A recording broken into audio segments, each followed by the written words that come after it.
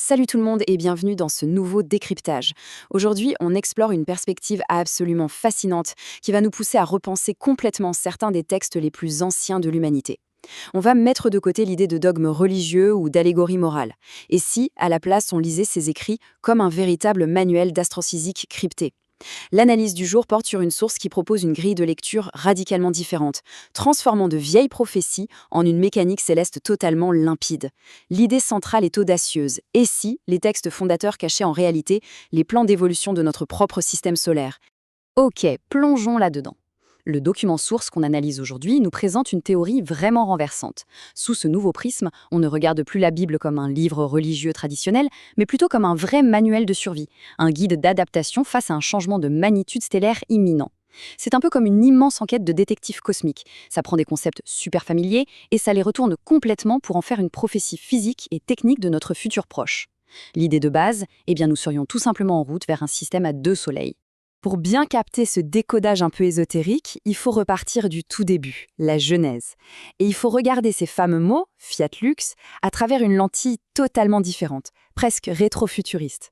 Dans ce texte, cette phrase n'est pas du tout vue comme un acte de magie poétique, mais plutôt comme le déclenchement d'un processus astrophysique extrêmement précis. Un processus qui s'étend sur des millénaires. C'est là que l'anomalie centrale saute aux yeux quand on compare les textes. Traditionnellement, on se dit que la lumière du premier jour, c'est la création du soleil. Logique. Mais, comme le souligne très justement notre source, comment c'est possible alors que le soleil et la lune ne sont explicitement mentionnés qu'au 4e jour de la Genèse? Cette grosse contradiction apparente, c'est en fait la clé de voûte de toute cette nouvelle interprétation. La réponse, en fait, elle se cache dans l'hébreu ancien. Le texte source nous explique que le premier jour de la création parle d'une lumière appelée or. Attention, il ne s'agit pas d'un rayonnement thermique ou visible, comme celui d'une étoile classique, c'est une lumière diffuse, invisible, purement primordiale. Selon cette analyse, ce premier jour représente l'injection initiale d'une énergie, ou d'une conscience. C'est littéralement la pose du potentiel invisible pour une future seconde étoile dans notre système.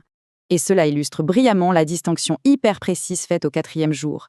Là, l'hébreu utilise le mot maor, qui désigne un luminaire, une sorte de réceptacle mécanique de lumière. Et c'est à ce moment-là que la mécanique visible, notre soleil actuel, est installée.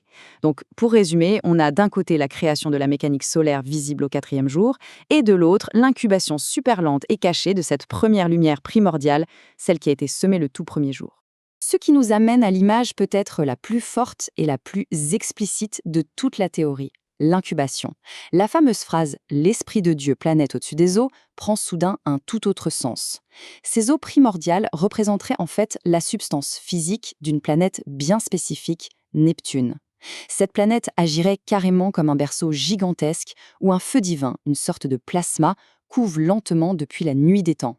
Et le but de tout ça? Transformer cette immense masse d'eau en un futur soleil. L'univers ne serait donc pas du tout une création terminée, mais un processus de combustion en cours, très lent. Maintenant, un détail vraiment fascinant. À la fin de chaque étape, on a cette ritournelle « il y eut un soir, il y eut un matin ». Pourquoi le texte originel utilise une formulation de balancement aussi précise au lieu de juste dire « il y eut une journée ».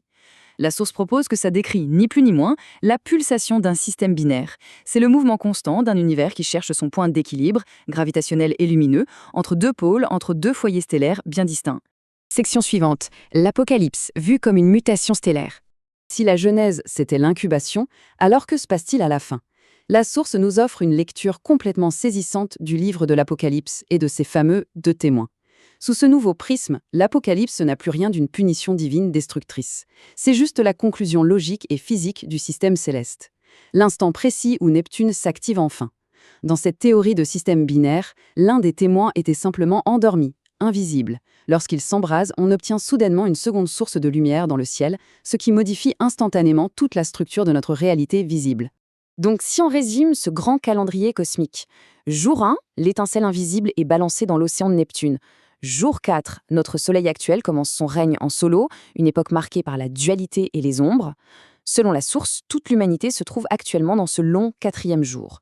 Et on voyage tout droit vers le 7e jour, ce fameux moment très attendu où l'étincelle originelle embrase enfin Neptune, fusionnant le feu et l'eau pour apporter l'équilibre final au système solaire.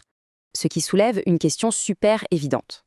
Si cette mécanique céleste est d'une simplicité aussi flagrante, et si les preuves sont là, de la première page de la Bible jusqu'aux étoiles dans le ciel, pourquoi est-ce que ce n'est pas évident pour tout le monde? La source introduit ici le concept brillant de la cachette en plein jour. Pour comprendre ça, on doit quitter l'échelle macroscopique de l'astrophysique et plonger carrément dans l'échelle microscopique, celle de l'esprit humain. Donc le point crucial, c'est que l'obstacle n'est absolument pas intellectuel. C'est un décalage de fréquence. Le document nous parle de barrière vibratoire. D'abord, l'aveuglement par le savoir. C'est le fait d'analyser un tableau au microscope sans jamais reculer pour voir l'image globale. Ensuite, l'attachement à l'ombre. Soyons honnêtes, c'est souvent plus rassurant de garder la petite lampe d'un monde qu'on connaît plutôt que d'affronter la lumière aveuglante d'un nouveau soleil. Et pour finir, la peur de la mutation. Parce qu'accepter ce changement extérieur gigantesque, ça implique fatalement d'accepter une transformation radicale de notre propre nature intérieure. Et c'est exactement comme ça que la célèbre métaphore de la porte étroite prend un tout nouveau sens. La porte de cette nouvelle ère binaire est en fait gigantesque. Elle est grande ouverte et visible de tous. Le truc, c'est que pour la traverser, il ne faut pas de la force physique. Il faut une profonde humilité. Seuls ceux que le texte appelle les humbles de cœur sont capables de mettre leur ego de côté, de lâcher le contrôle et de permettre à leur propre fréquence interne de s'aligner avec cette nouvelle réalité stellaire. Dernière partie de notre analyse, Amen, le saut acoustique final. Et c'est peut-être le mystère le plus captivant. L'apogée de toute cette théorie astrophysique repose sur un seul petit mot universel lié à des racines extrêmement anciennes. L'étymologie nous ramène par exemple au dieu égyptien Amon, dont le nom signifie littéralement « le caché » ou « celui qu'on ne peut pas voir ». Et la source souligne à quel point ça décrit parfaitement Neptune dans tout ce scénario. Une étoile d'une puissance colossale, mais qui reste planquée, cachée aux yeux du monde actuel, en attendant patiemment la toute fin d'un grand cycle pour se révéler. Passons à la suite et voyons comment ça se construit linguistiquement. Le mot n'est autre que « Amen ». La source le décortique comme une véritable équation de synchronisation. On a le A, la voyelle de l'origine, l'alpha, qui rayonne l'énergie pure vers l'extérieur. Ça, c'est notre soleil actuel. Ensuite, le M, la consonne de la matrice, fermée, collectée au monde liquide et profond, c'est Neptune. Et enfin le N final qui représente la nouvelle réalité née de leur union. Le mot « Amen » devient donc la formule littérale de cette fusion binaire. On est à des années-lumière de la simple petite phrase de fin de prière. Et la profondeur de cette analyse s'étend même à la numérologie hébraïque. Les lettres du mot Amen résonnent avec les nombres 1, 13 et 5. C'est une suite qui incarne la stabilité absolue, la géométrie d'un cube parfait.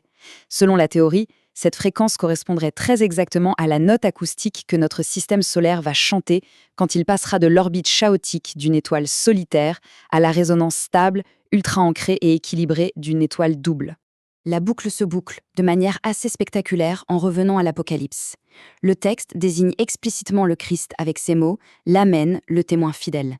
La source interprète ça comme le sceau ultime. Ce n'est pas juste un petit mot de conclusion, c'est l'identité même du second témoin lumineux. C'est la fréquence incarnée de ce nouvel alignement binaire marquant l'état vibratoire final du ciel tout entier. Et tout cela nous laisse avec une perspective complètement vertigineuse.